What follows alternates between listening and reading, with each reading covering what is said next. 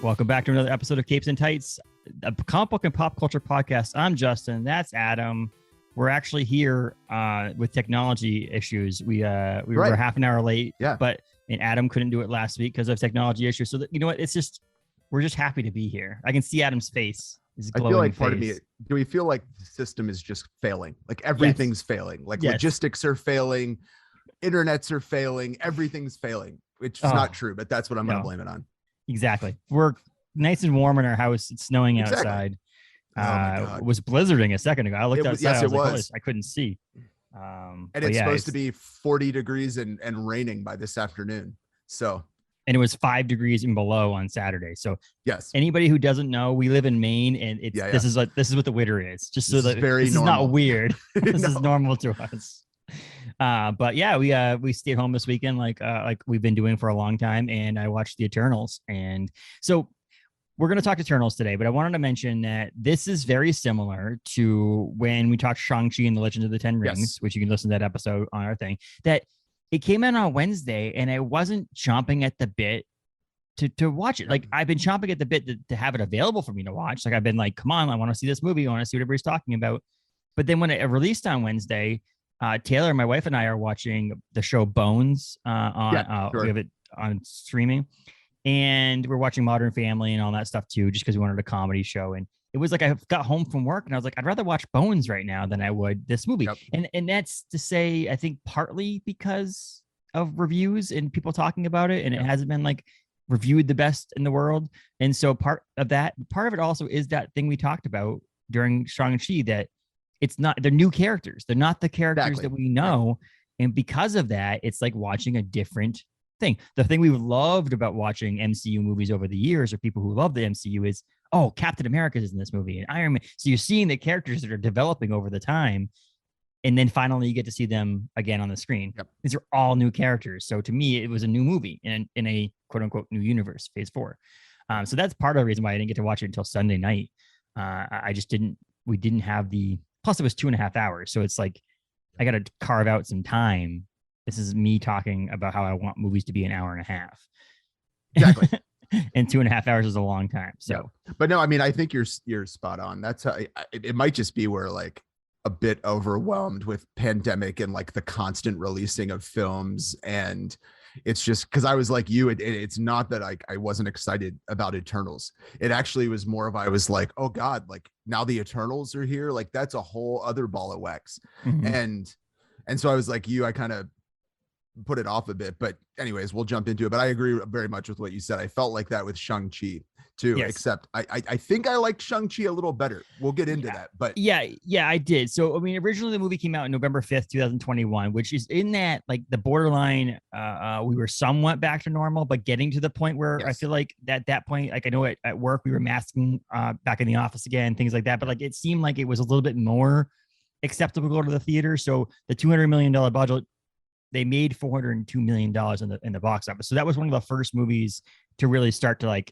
actually make money in the box office.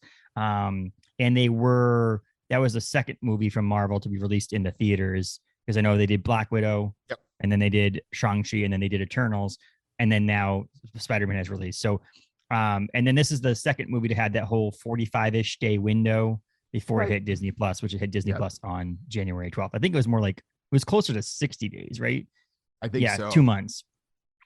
So we'll see how it goes in the future. It may do with the way the world is and how popular the movie was and how much money they're making in the theaters and so on. Obviously, we don't know with Spider-Man, because Spider-Man's a Sony film. So Sony may say, we want to make all the movie theater money, or they may say it's dropping off. Let's throw it on Disney on digital so we can get some money. I know it. I really want them to do that. I did think they released it March 1st? I think I have it on a thing. Let me just look that up really quickly because I don't want to sound stupid. I believe it's March 1st that they have put out for Spider-Man on. Yes.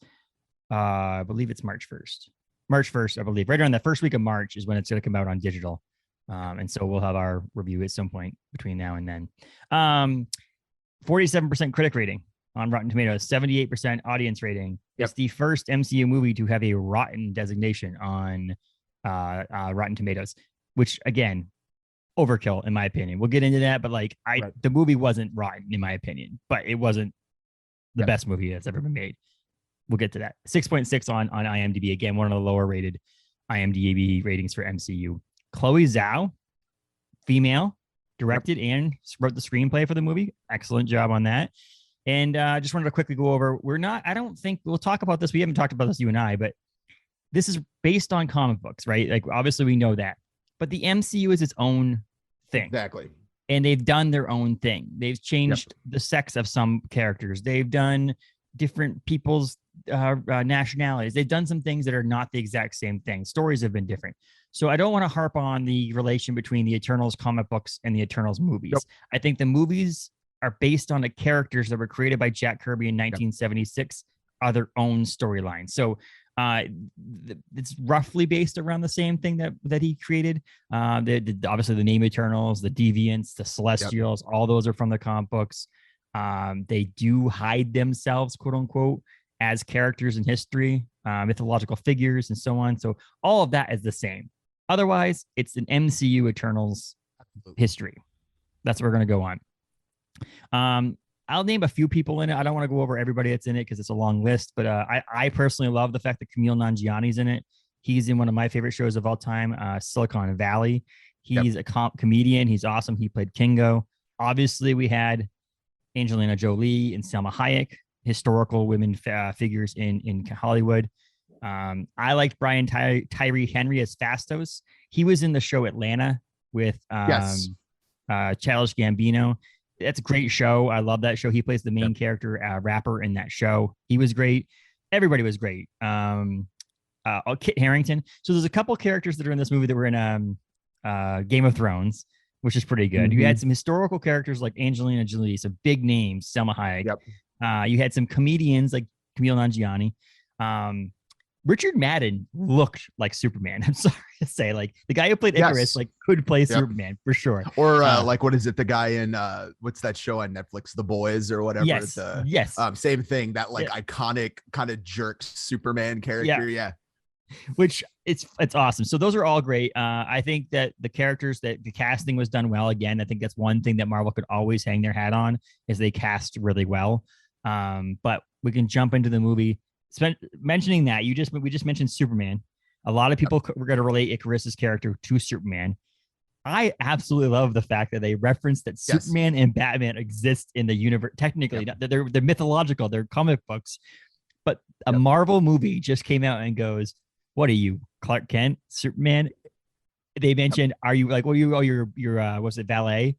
Are you like Alfred to Batman?" I'm like, what the hell is going on right now? This is unbelievable. They referenced twice in this movie DC characters. I kind of love the idea that like the DC comics are the comics in the Marvel Cinematic Universe. I mean, to me, that just works so perfectly. And if anything, makes me like the DC comics more, because like it makes them so weird that they're like within another comic book world. I love it. I think that's great. It's the making fun of yourself too. The whole Superman thing about, what are you, Clark Kent? What are you supposed to be, Clark Kent? Yeah. And he's Superman from TV because he's flying and shooting lasers out of his eyes like Superman would. And that's the whole thing. People always have had a problem with Icarus is the fact that he's kind of like Superman. But that's just made me laugh. Like when the little boy was like, "Hey, you ready, Clark Kent, Superman?" I'm like, wait, what is just happening right now? That's a thing they would do outside the MCU in a Marvel movie, like a Fantastic Four movie.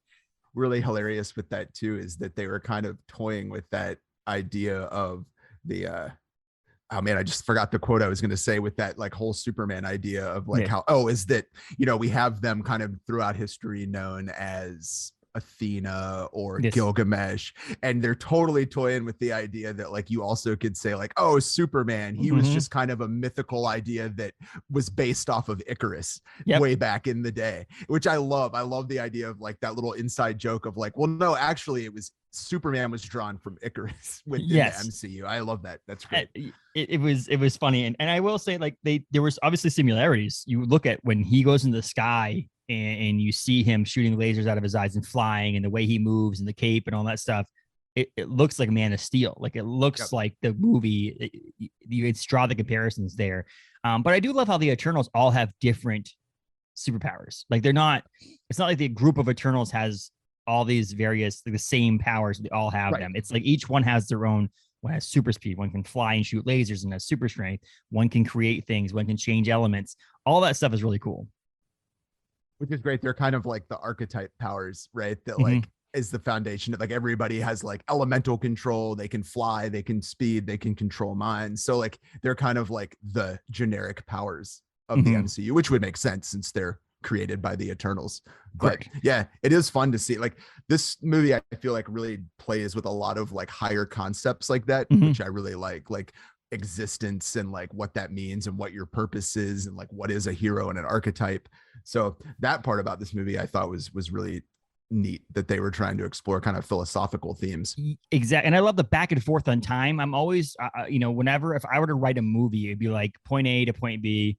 It'd be 1976 or 2022. It'd go in order. There might be a few flashbacks for when you were a kid, but the idea of creating a present and then going back in the past and then going back to present and going back to past, and not always telling you when you're going back and forth, but making you as a listener or a viewer make sure you know that they jump back to the future because they're in a car and they were just talking about Babylon. Right. So obviously there was no Hyundai accents in Babylon. So I love that back and forth stuff and showing that and explaining that they were there to help progress us as sentient beings, but not interfere too much. Like, Druig said a couple times, I could just make them not fight by taking over their mental capacity and they won't fight anymore. And so I like how they did that. And the invention of when he was in that room and he did the invention of the fastest of the invention of the engine, they're not ready for that yet. And then when he was sad because he helped create the A-bomb and that killed a bunch of people, and he was like, they weren't ready for it or something like that. And it was those like interfering but not interfering was really cool to see how they went along, including people asked the question, why did they not help with Thanos? Right. And it's always been whenever I listen to review podcasts of the movies or TV shows and new characters are created after the snap or after Age of Ultron or after the Civil War, why didn't these people help? And there have been certain reasons why Captain Marvel was off planet. Obviously, that's a big reason.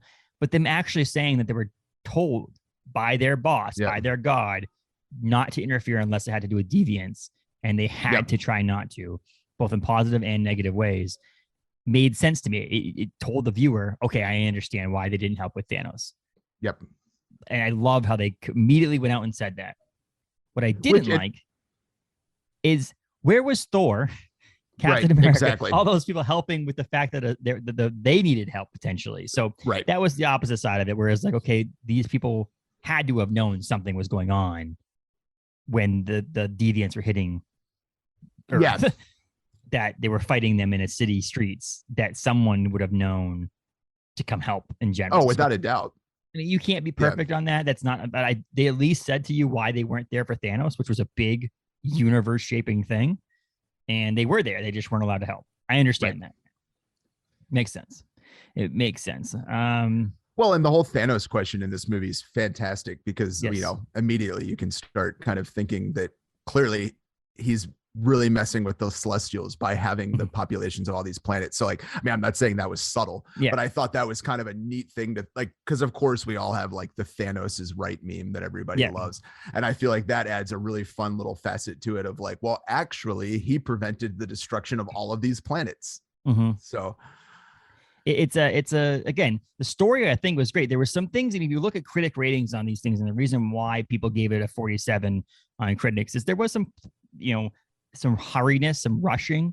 I mean, but you had to start off with, I have 1, 2, 3, 4, 5, 6, 7, 8, 9, 10 Eternals characters plus, and then you had Dane Whitman or Kit Harington, the character that Cersei was seeing at the beginning of the movie, to develop their characters. It's 2.5 hour movie to develop 10 characters. I understand you had to rush it a little bit. So it's one of those things that, and this is not one of the team movies that you could have created like a Cersei movie and then made an Eternals movie later on. Like you had to do them all together. So I understand that. So it was a big undertaking to do. And I understand why it was a little bit rushed. The plot was a little bit hurried.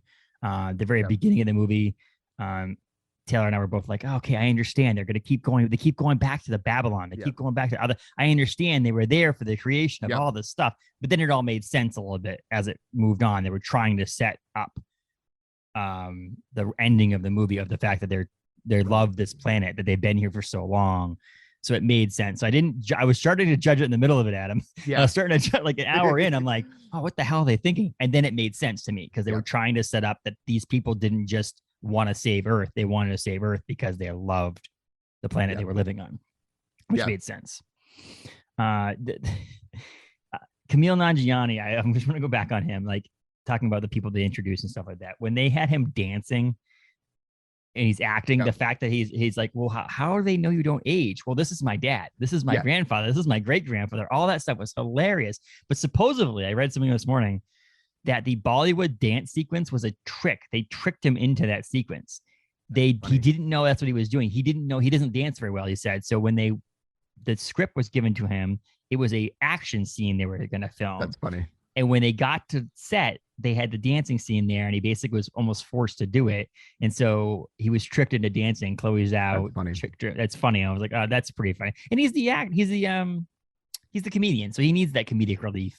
Part of it was pretty funny. So I thought that was amazing on his. Everybody else had their own thing. Sprite, the little girl, she was pretty good. Yeah. Otherwise, I mean, Cersei was excellent. No one really stood out as a better Eternal than the others. I liked how they were all different. Like they all had their own personalities too, not just, they're all different races. They were all different, personalities, and the way they spoke was all different. Was pretty cool. Again, because you can think of the Eternals being this group of people that are all the same. Now, like difference in them. Yep. It was pretty cool. Speaking of Thor followed me around, and then he joined the Avengers. That was great. An awesome line. Like how Thor was not as good as he is, but yeah. And the fact that Icarus said he could lead the new Avengers, he's like, I could lead the Avengers now. And so does that set up him actually joining the Avengers at some point? Who knows? Yeah, who knows? Yeah.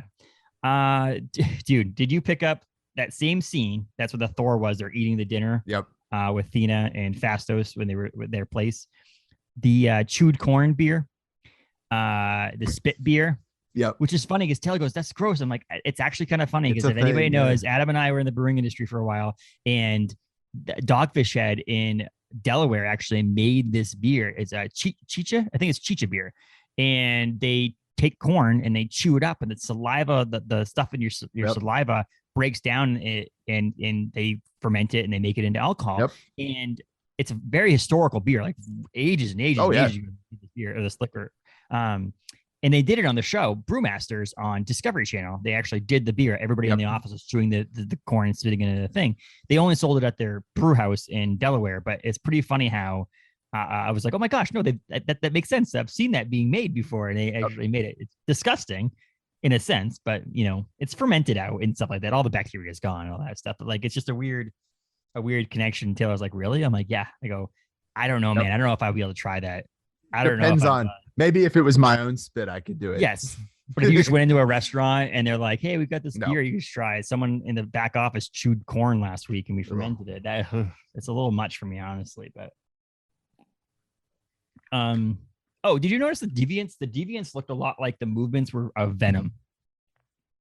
They did kind of look like that. They were very, and like, even like, it was like a weird cross between like Venom and like the Shang-Chi, like bad guys, like very weird, other dimensional, like, and very different from, for instance, like you said, the comics in that respect, like the new Deviants, which is great. It works.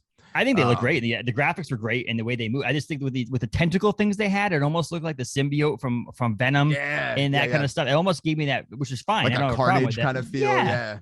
It was cool. I thought it was really cool. And the way they looked like they're almost like there were a bunch of veins put together, a bunch of different tentacles put together. It looked pretty cool. The evolved one looked a lot like some character that would be in Avatar. Yes, exactly. And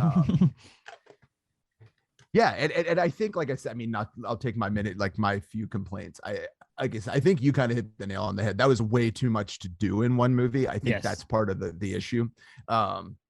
Because trying to introduce all of those characters, and honestly, the thing I thought was interesting is like, it's within the MCU, I realize, but that is like a wild, giant, brand new origin story and cosmology to drop on the MCU fans. Yeah. Because in the comics, like the Eternal thing is huge, but it developed over a long, long time. Yes. And so I just felt like I knew about it but I was still like, well, crap, like that means like, is anybody really in control of anything? Like now I'm like worried about free will and like what that means. And like, so I felt like that was it's basically like somebody going, oh yeah, here's like your God origin story for this universe. And I wasn't ready for it. Yeah. Well, I think they might have taken the swing because I think if you look back, if we're in Kevin Feige's office and we're hanging out, we're talking about this and all this, the swing was Guardians of the Galaxy was this massive swing of characters that were created. They were lived in the same universe in the comic books, but they really had their own stories and their own adventures that they weren't really connected in a long term, like earlier in the days with the main storyline. Like they were like parallel to that. They were in the same universe, but they weren't, together with the people. And the same thing with the Eternals. Like they were there and you could tell they were part of the universe, but they didn't, it's not like Icarus was hanging out with Captain America all the time. Exactly. And so I think the swing might have been like, okay, we did the comedy version of this with Guardians of the Galaxy. Let's see if we can do this with Eternals. And one of the things that Taylor and I mentioned is this definitely feels like one of those movies that we're going to watch it. We watched it this weekend. We're reviewing it now. We're talking about it. And we're like, it was pretty good. It was definitely not the best movie, but I personally think it was definitely better than the original, like Thor Dark World. I mean, it was definitely better than the Incredible Hulk. There's certain ones that I definitely think this is better than.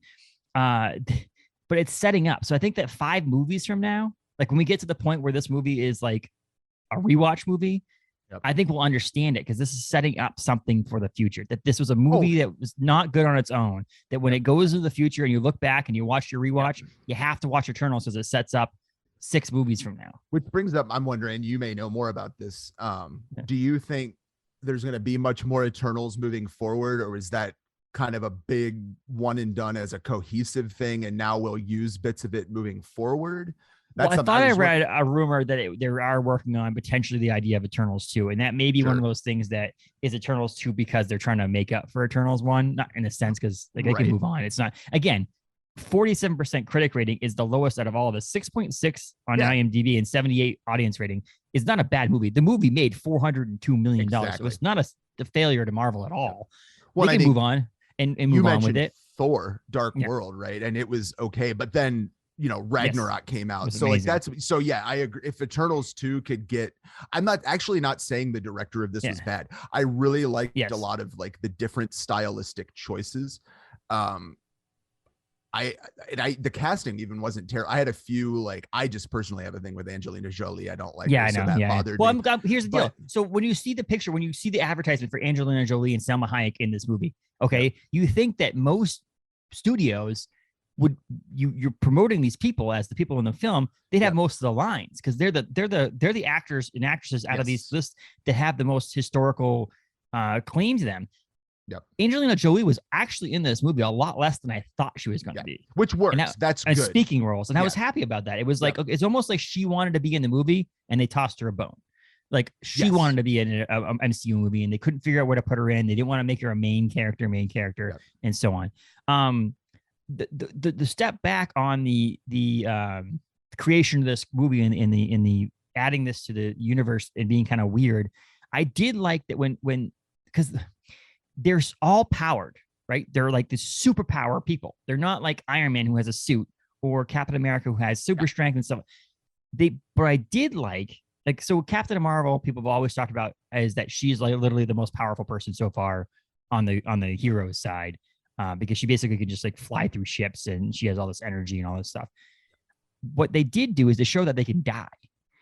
That's one of the biggest things I think that one of the biggest successes they made in this movie. You had these super powered god-like creatures that actually can die. There's healing, there's so on and so forth, but they killed some of them. And that to me made it seem like, okay, they went from 10 characters to now maybe 6 characters. Some of them left world. So like Icarus may show up later on, maybe in Guardians of the Galaxy, because he's now off world. But the people who stayed on Earth is now like, there's like 3 of them. Do you know what I mean? So now like, to me, it's like the Eternals can now, those people can show up in the next movie because there's only 3 of them. When there's 10, it's hard to see where they're going to end up in all the different movies. And so I do like the fact that they have basically dwindled down. Now we're separating these Eternals out. Some of them are in space and some of them are now on Earth. And it looks like with the 2 post-credit scenes. It feels like they are going to do that. So you're not going to see them again. The Eternals part of it, actually, I thought was done fantastic. I loved like the giant guy, like, you know, like kind of a bit of like it's there, but it's also the universe melding in with it. Like that was all really great. But it could be like I just said, that big like, oh no, like they control everything. So what does it matter? We might be finding out, in fact, they don't. And that's, I think, like you said, the big point is they're learning like, wait a second, like you guys can die. So, which, you know, Thanos knew that all along. Correct. Yes. And so that to me was like, okay, so now we have Cersei, who is it? Kingo and Sprite are all on Earth.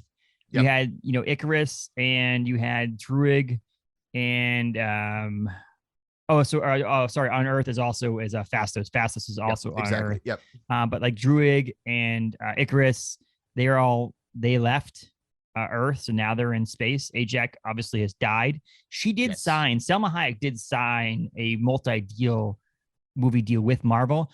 But I guess there's actually a couple of characters in the past who have signed a multi-year deal movie with Marvel, but they didn't actually fulfill it, that they actually got them out of the deal, not because they didn't want it to be out of them, but they killed the character off or so on and so forth. Or Marvel did a lot of flashbacks. Correct. They did a lot of Marvel did these multi-deal movies, movie deals to help lock them in. But it's almost like getting a job of a college football coach. You get locked in for 5 years, or they can fire you after one. Exactly. It's really like, we want you for 5 years, but if you suck, we're not going to have you. Or if the storyline in the movies per se changes, then we're not going to have you for the rest of them, and you'll be all set. But I think they locked her in just in case she was one of the characters that was going to continue on. Sure. And who knows? She's an eternal. Who knows that? Like, and the same thing I mentioned with someone else. Like, they could bring her back. Sure. In a heartbeat, they could bring him back. It's not like, you know, the people are dead, but no one really stays dead. We know this. It's a superhero movie. Exactly. And so it did set up. It set up for the future, and we have this. Again, post-credit scenes, which we'll get into, but the idea that there's now 4 characters for the Eternals on Earth. So now are they the 4 Eternals, and maybe Icarus comes back, and they're the 4 Eternals that help, and they spread out and they help with different places on Earth. And then you have Icarus and all these people that are in space that help when we're getting a Guardians of the Galaxy 3. You know, so we're getting movies that are coming out, Multiverse of Madness, Thor: Love and Thunder. Right. Yeah. You know, some of these movies you might see those Eternals on those movies, but then you see Cersei, and you see Phastos, and you see Kingo and Sprite in the Earth-based movies. And again, the other thing is Sprite no longer is an Eternal anymore, because Sprite, she used the power from the one Unimind to make Sprite mortal. But who knows? Maybe that gets reversed or whatever happens. But she did a great job as Sprite. I think Sprite has a fantastic job. Yeah. So it was a fun to see that again. Child actors are not always the best, but I think that was a pretty good job. I was kind of sad that, I mean, I haven't watched much of Game of Thrones. I watched the first season, but like to see Kit Harington. Like in the beginning of the movie, you're like, oh, cool, this is kind of cool. We're going to see him a lot more. And then you see him at the beginning of the movie, and you see him at the end of the movie, and that's it. Which is kind of funny. Cool. I just rewatched the Pirates of the Caribbean movies. And the final Pirates of the Caribbean movie, the very beginning of the scene opens with Orlando Bloom, who was in the first 2 or 3 movies. And you're like, oh my gosh, Orlando Bloom's in this movie? And then he's not seen again until the last 10 minutes of the movie. And you're like, oh crap, what the hell? I was a huge Game of Thrones fan among it was like that was my one I watched every week, and I'm among like the masses of fans that were just like gutted by the final season. But I gotta say, like, I'm not going to talk about it till we talk about the ends, but Kit Harington in the role he might be lining up to I mean, is great. Not just on I would love to see him get another chance in a better run universe, but what a weird, like, just subtle connection of that, like, medieval kind of, you know, thing with him. I thought was really, really well done. Because, of course, in the beginning, we got teased with his family crest ring in Eternals. So, like, that whole thing, I honestly, I thought was one of the most fun parts of the movie, was thinking about where that's going. And again, this movie seems like it's a setup. It seems like this movie is like, need to be there. We need to figure this out. It's almost like we have to do this to make sure that we can move on with the rest of MCU. And so there, maybe you hit the point on the head better than I was trying to say, where I said it dropped this big thing on. I agree. I think the stuff they dropped in this movie is some of the biggest stuff that's been dropped on the Marvel universe. I wish it had come with a bigger movie. Yes. But maybe not. Maybe that would have overwhelmed people. But like, it felt so big. I wanted that to be like Endgame size stuff where you're like, holy crap. Like, it's like the Matrix. There's a whole nother thing going on. Yes. So and we'll see. And again, this is one of those things that we take it where it is now.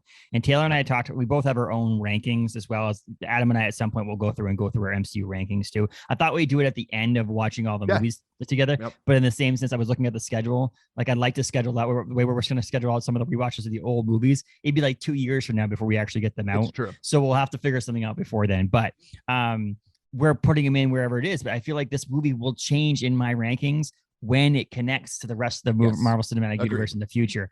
I do also think that it's kind of funny is now the celestial being is now, I couldn't tell. Does it look like it was almost like granite or like marble? Yep.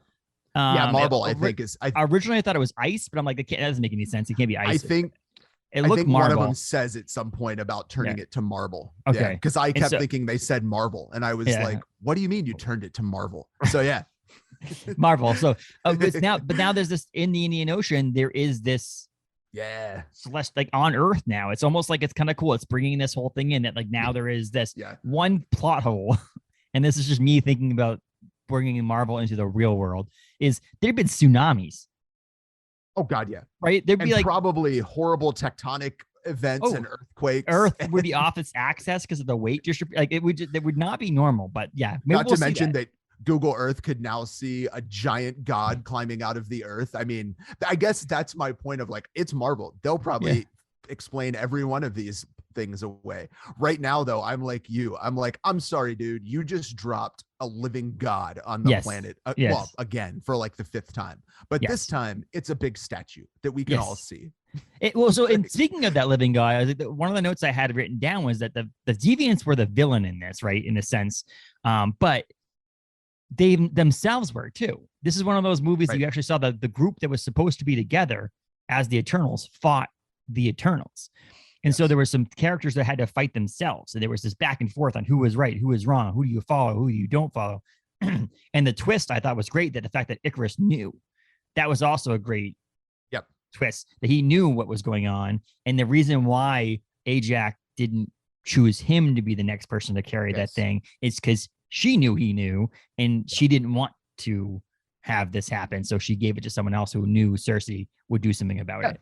But yeah, the idea that they fought each other was huge. I thought that was kind of cool, like thing to see. It's the whole Batman versus Superman thing, in a sense that I still think this is better. But the fact that they actually fought themselves and tried to help themselves to that thing, but also knew that they were protecting the world from deviants, which was kind of funny also, because I know the deviants were like,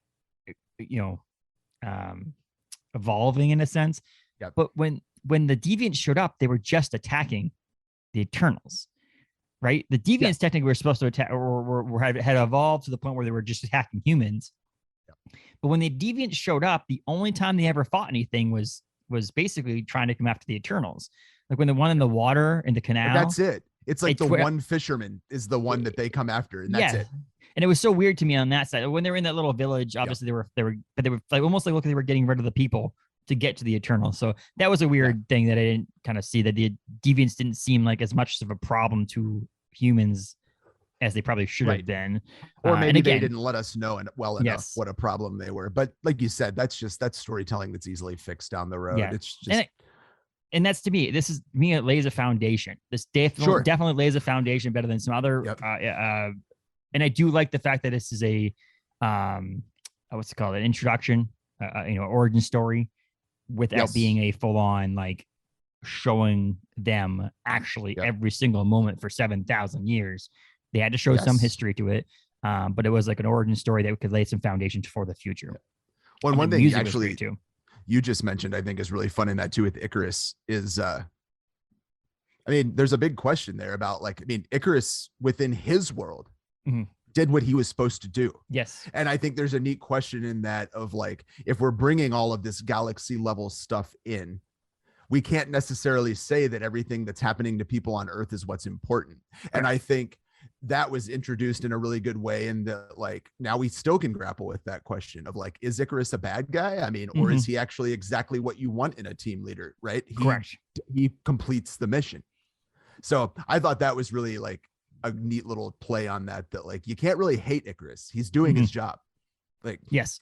And yeah, so again, we'll see how Icarus obviously cries at the end and then flies off into space. And so what is he doing? He flew into the sun. That's what it was. And so that's the other one I told Taylor. I was like, that doesn't mean he's dead.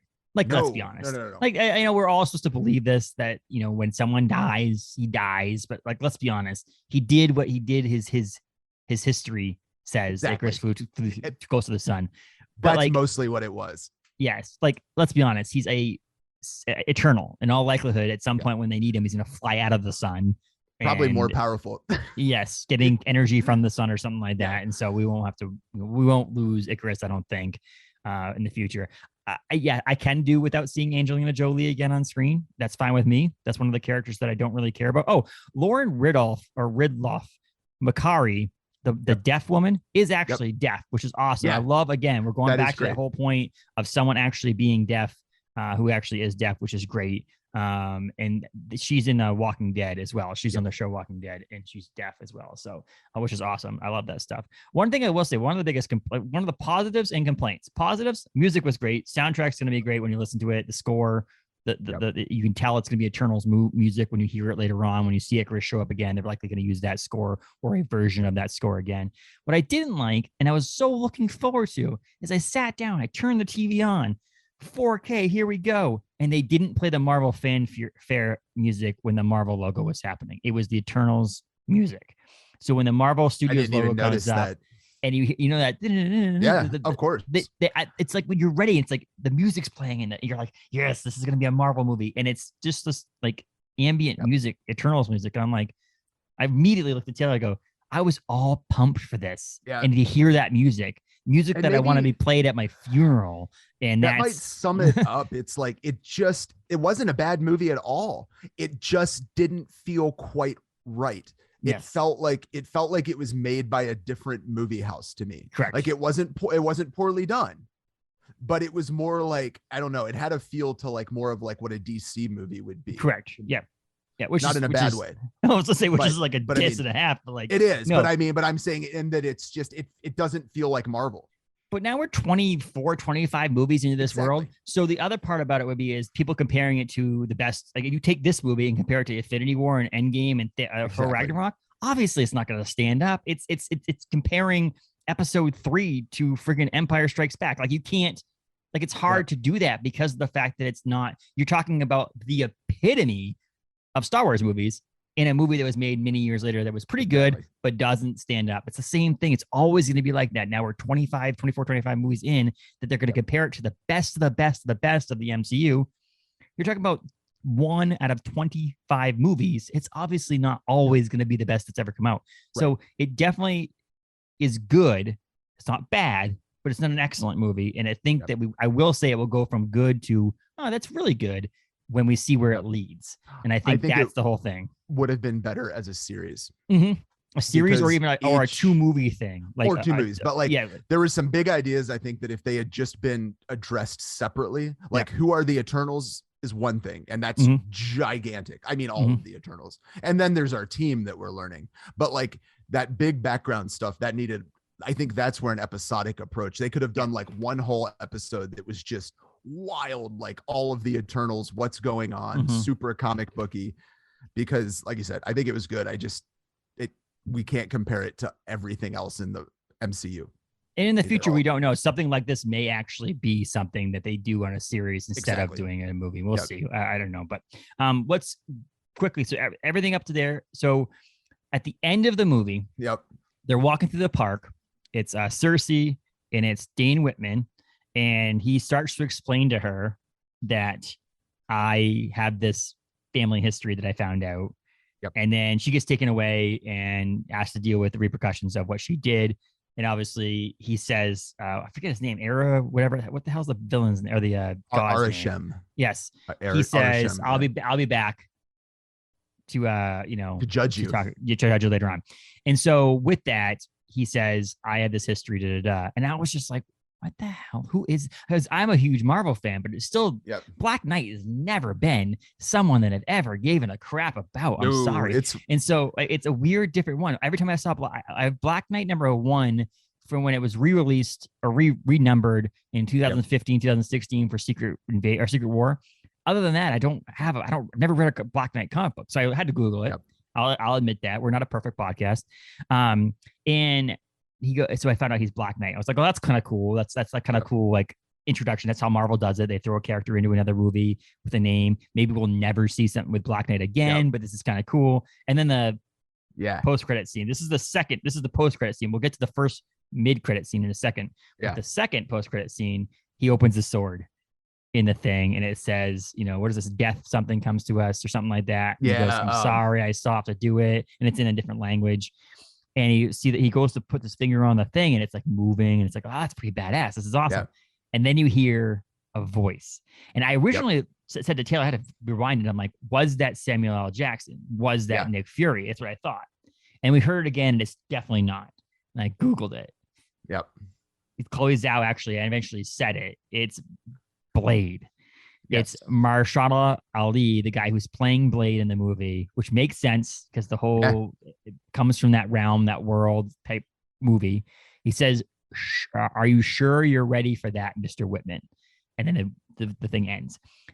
Awesome. Again, it sets up that future character that get used to in Marvel post-credit scenes. It's back in the first post-credit scene when the whole Avengers Initiative and all that stuff. That I loved that post-credit scene. Right. And fun, because like that's where Marvel excels to me is like the slowly realizing that we're getting ready to have some kind of like vampire insane event, even if it's just a little mini one that is like, I think that's hilarious. And I don't know if they're going anywhere with it, but I love that like all of a sudden all of the sword guys are being assembled. Like, like we saw Excalibur. And then we saw the Ebony Blade. And then we hear the voice of Blade. And I'm like, I feel like we're getting ready to get a badass super powered like sword team. Well, it's just kind of funny because they just had the last year, the year before, they had 10 of Swords, which is the whole like they were collecting all the swords in the comic book in comic books. So it's kind of funny how there's a connection there that swords are now part of this too. Swords are a big thing, which is funny too because yesterday I think we watched an episode of Bones. So there was a sword killing,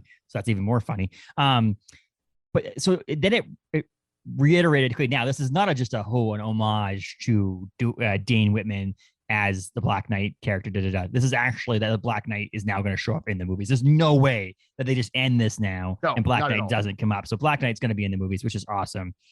The mid-credit scene, we'll go back to that now, which is the funniest one. And it was spoiled to me, but guess what? A benefit of watching on Disney Plus is that it was spoiled to me back in mid-November and I forgot. So when I went to watch the post-credit scene, the mid-credit scene, I was like, oh yeah, that's what this movie has in it. And that was a portal opens up when they're on the what's it called now? I just had it written down too. The ship. Domo. Yes. When the portal opens up, they're standing there and out walks this animated character of sorts. You can tell he's animated, but I'm sure he's just some sort of like elf thing. And he says, and he introduces the brother of Thanos, Eros, or Star Fox. They actually give him his name, which is great. And which is Harry Styles. Yes, which is fantastic. Which is unbelievable. Taylor's like, really? And I'm like, no, really, yes, Harry Styles. That would be so freaking amazing. He's a good actor, honestly. I honestly think he's a pretty good actor. He's been in a couple of things. One Direction was obviously what he's known for, but Harry Styles as Eros, and supposedly Chloe Zhao's first choice to play Eros, to play Star Fox, was Harry Styles. So it's not even just like a random, like, let's get a star in here. First choice. So it was amazing. And they talk about he's an Eternal. And so they talk about how he wants to help them along the way. But obviously there's this connection to Thanos in some way. So big time, which is amazing. And now they're in space. Okay. Now so there's Thor, Love and Thunder. Okay. Which is not in space, but so we're going to figure that where that fits in. But Guardians of the Galaxy 3 comes out May 5th of 2023. I can't wait for that. And so that could be one of those, stick a pin in it, that you don't see any of those characters in that post-credit scene until Guardians of the Galaxy 3. Because I feel like that's where you're going to meet up with Eros. I don't think he's a human-based or a Earth-based character yet. It's a space-based character, and I think that's where it's going to come into effect is Guardians of the Galaxy 3. Yeah. And, of course, Pip the Troll Yes, which, obviously, like, yeah. You know, for any which we knew, but like for anybody that was big in the Infinity Gauntlet comics back in the day, and Adam Warlock, like Pip the Troll had a ridiculously larger part in that than he ever should have. So like seeing him was fantastic, I thought. And that was glazed over that with the whole Harry part. Yeah. Oh, it is, which is even more funny because it's another character that plays multiple characters in Marvel because he also is MODOK. But MODOK supposedly is going to be someone else when MODOK comes into the MCU real life world, which is fine. But that's the Patton Oswalt part is I completely forgot about that, which is awesome. You also have the Marvels coming up, which is a more of a space-based thing probably too at some point. And so we'll see that. But May 5th, 2023 is when Guardians of the Galaxy 3 comes out. And that's where I think, I mean, we have Doctor Strange Multiverse of Madness, which is May 6th, which I think is going to have a lot to do with potentially the Loki movie. I think it's going to have a lot to do with Spider-Man No Way Home. It's going to have something to do with all those things, TV shows as well.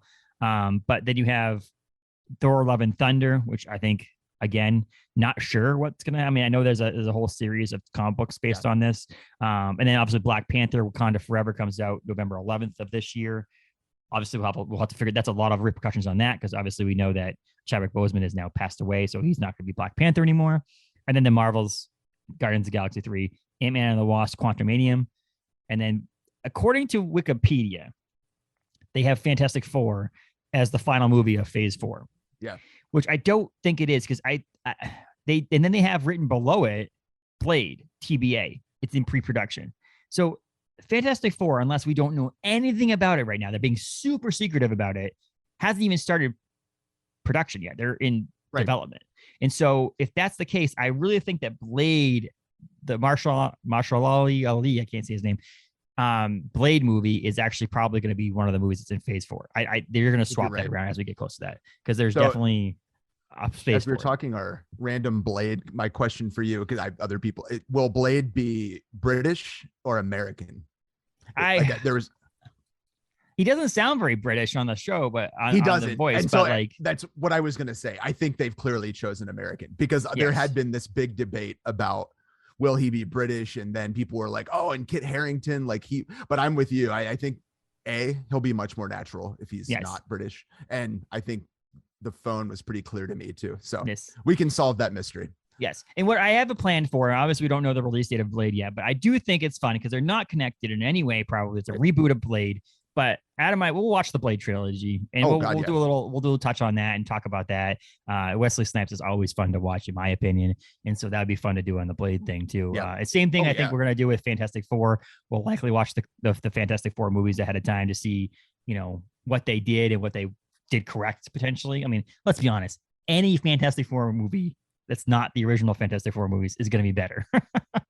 Let's be honest. So we'll actually get to that too at some point. But to wrap this Eternals talk up and talk, it did its job well enough. This movie is better than other movies that I've seen in the past 2 years. So in relation to MCU movies, I understand it, but I feel like people need to start taking movies and putting them in its own box and say, was this movie good? And I think that's part of the problem with people being like, that movie sucked, is because it wasn't Infinity War. It wasn't Thor Ragnarok. It wasn't, Spider-Man movies. It wasn't those movies. And I think the other part of it is Shang-Chi was good. Was really good. Very good. And this wasn't as good as that. So there's that aspect of it too. But I think it was close. Oh, it was. I honestly personally thought it was close. Right on top of what you said, as we've said many times before, is I think the MCU with Kevin Feige too is they're very much trying to move the media of what was comics to film, and that's different.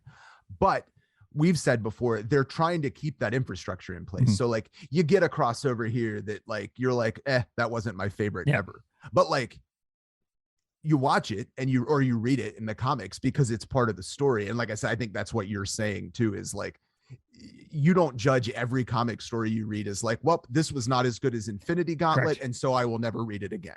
You read it and you wait for the next thing. So I think we tell our viewers many times, but treat these like comic books. They're just fun, right? And here's the other deal. If this is a miss for Marvel, what a miss. Good. Yeah. Like literally, even to the point where I go back and look at it. If Incredible Hulk and Thor Dark World were misses from Marvel, they're doing okay. Every single Marvel movie has made them money. I can say with no reservation, but it's a business. That Eternals was in my bottom 3 of Marvel movies. No question. Still fun. It won't be one like you said, I'll rewatch it when Guardians of the Galaxy 3 starts dropping hints about Eternals. Well, when it makes sense, when it makes sense to rewatch it. Like, to me, it's like when we go to rewatch, I've rewatched the MCU movies over and over again, which is getting harder and harder and harder as more have come out because there's just too many. And at that point, it's going back to watching Iron Man, and then the next movie on that list is Incredible Hulk. Is it worth? Is there enough information in Incredible Hulk to put me to the point? Right. I mean, they're trying that. They've tried that with newer movies where they talk about the stuff that happens in Incredible Hulk. And we'll see with She-Hulk, the TV show, maybe they will reference a lot more to that movie. Yeah. But like the Thor Dark World, was there enough that happens in there? Can I just go, let me just quickly read the synopsis online about what happens again and move on to the next movie? Is that the case? I feel like this movie is going to be one of those movies that you kind of have to watch to understand what's going on. Absolutely. I would say if anything, Eternals is the opposite problem of like Hulk, which is there's too much. Like, like if you're not already, like you and I knew a bit about it as a viewer, like you're going to need some later stuff to explain this to you. So I think it's the opposite of Hulk. There's like everything in this is so potentially like game changing that like, ugh. And we've talked, and I've talked to friends about it too. And it's like, if someone's like, well, what do I do to get where I am? Like, you technically probably could watch some of the movies. Like, you could watch the Avengers and maybe watch Civil War because of the number of characters that are in it. It's kind of like a pseudo Avengers movie in my opinion, and watch Ultron and watch Infinity War and Endgame, and then watch. This is going to be one of those movies. I feel like if you wanted to only pick 10 movies to watch out of the 25, this is probably going to be one of them. Most people are going to be sad about that because they didn't like it. But again, in a sense that if this is a miss for Marvel, we're in good hands for the future, for sure. I don't know if you've noticed. I don't know if it was it Hawkeye? It might have been Hawkeye that now at the beginning of the thing, it says a Kevin Feige production. Yes, it absolutely was, because I noticed that too. Yep. I was like, oh wow, they're giving him his own like he's not just a producer. It says a Kevin Feige production now. No, like wow. You're right, because when I saw that, I was like, oh man, he's getting pet projects now. Oh, like, yeah, jeez. Like, he has got to do something wrong. Hawkeye wrong went to from lose like not keeping my attention to probably one of my favorite things they've done by the end, which is again what I love about Marvel. Like I went in and I was like, I don't think it's my thing, but it's pretty good. And then by the end, I was like, this is amazing. Again, another thing that's going to set up the future. I think it's got. Oh God! But the thing that this one lacked that the other ones are getting is the fact that they had some character that has already been developed in it, and that's something I think people missed. Is that at least in Shang-Chi, you had like a character that you've seen before in Doctor Strange. Right. You know, those kind of, you've seen those Abomination, you've seen those things and those characters before. And so they had that touch on it and moving forward. And so this movie literally had references to other MCU things, but had zero people that you've actually been introduced before. And that I think threw a lot of people off on the scent of Marvel Cinematic Universe in the first place. So, but otherwise, I do think that it's that borderline rating that we do, which is theaters or not. It's that borderline. I think it's one of those things that if you didn't get a chance to go see it in the theaters, you didn't miss out. But if you did, it would have been, you would have left the theater being like, okay, whatever. I'm glad I went. It's not one of those ones that I will say when we eventually do our Spider-Man one is that Spider-Man is in that category of like recommendation to people go see in the theaters. We're in a weird world right now, and I don't recommend people do anything that they don't need to do. But in the sense of whether or not it's like, you got to go see that in the theaters. This is not one of those. That's borderline. I could take it or leave it. Wait for it to come out on digital streaming. It's worth it on that aspect of it. But otherwise, it was an MCU movie. Yep. We're gonna leave it at that. Like, and I think, and you've left it the best way too, which is like, I think this movie is going to be huge later. It's just, it's a lot right now. But I think you're right. I think it sets the stage for a lot of, you got to see it. You got to see it. And again, it needed to be 2.5 hours, but I'm going to always harp on the fact that any movie should be an hour and a half to 2 hours max, because it's just, I almost clicked on this morning doing some stuff for work, clicked on the TV above my desk here, and it was like, oh, I could rewatch The Lord of the Rings. And I realized that the only one I have on my Plex server is the 3 hour and 48 minute. Oh yeah. I'm like, that is a commitment, dude. And so I at least on a screen here streaming, I can press pause and go take a leak and come back. Right. Whereas the theaters, oh my 2.5 hours is a long time. So maybe that puts that right below it. So now my official rating for this movie is wait for it to come on streaming, which is obviously out there now. But because of it is it's not up there to the epitome of Marvel movies, and it's 2.5 hours long. And you can pause it. Yeah. That's the biggest one for me. There you go. But yeah, go listen to Shang-Chi and the Legends of the Ten Rings. We reviewed that movie recently. We've done Venom movies. We've done a bunch of other reviews for those. We have ones coming up too. I've tentatively looked at the schedule, Adam, out in the future that there's potential, and we might need to go see the Multiverse of Madness in theaters because that's May. So here's my wishful thinking that the world is somewhat back to normal by May. At least to enough to go see the movies in the theaters. And that's going to have a lot of repercussions around the comic book world of movies. So we'll definitely potentially have to go see that one in the theaters. But up until that, we're going to wait for some movies to hit streaming before we talk about them, including probably the Batman. Movie. That one will be probably wait for streaming on that one. But to get prepared for that one, I think we should watch the Nolan trilogy of Batman movies. And so we'll get on that one too. Some fun DC side of things. I'll have to try to rein it in here, Adam. And not I know. Well, when I'm talking about reviewing, we picked the ones that are actually worth reviewing because they're actually good. Whereas there are other movies that are not very good. So I always like to bring my brother-in-law in as a joke here. And the other day he texted me and he was like, "Have you seen the trailer for the new Batman?" And I was like, "Yeah, man, honestly," I was like, "I'm so exhausted with Batman and reboots." And I was like, I actually think Robert Pattinson is a fantastic actor. And I actually think he'd be a great Batman. Yes. And here's the joke. And I was like, but honestly, dude, like I was already tired. And then Ben Affleck became Batman. And that kind of ruined all of it for me forever. And he responded, Batfleck was the best. Batfleck. I had someone tell me that the Daredevil movie wasn't that bad. That Ben Affleck is Daredevil. I mean, Ben Affleck is amazing. Honestly, I love Gone Girl. I love The Town. A bunch of his movies are actually really good movies. Stay away from superheroes, man. You're not a superhero. Like you're just not. And it's just I'm okay with that. Just I'll watch other things that you make and direct and create. Don't need to watch you as a superhero. But we'll get into that, and I think we'll do some fun ones. Instead, the DC one will be fun. We'll talk about some things like that. We have other movies that are coming up too, but. Follow us on Facebook, Instagram at Capes and Tights Podcast, on Twitter at Capes Tights Pod, Apple, Spotify, our website, capesandtights.com, all that stuff, right, Adam? That's it.